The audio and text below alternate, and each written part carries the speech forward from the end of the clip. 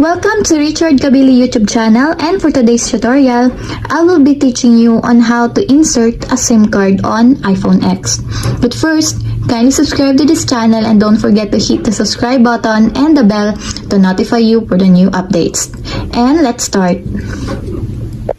Using your iPhone X, all you have to do is prepare a TriCut SIM and a SIM card pin. First, find the SIM card slot on the right side of your mobile device.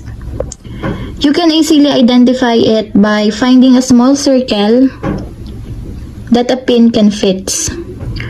After that, insert, then push the SIM card pin until it pops out. And this is how it looks like. Then pull the SIM card slot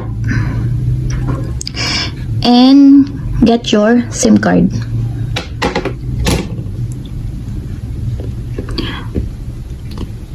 Put it properly until it fits.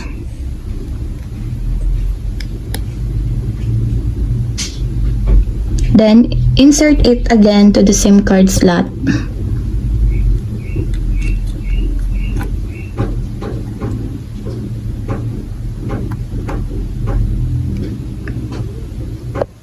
And that's it. We have successfully insert a SIM card on iPhone X.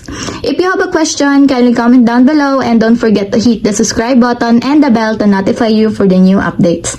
And thank you for watching.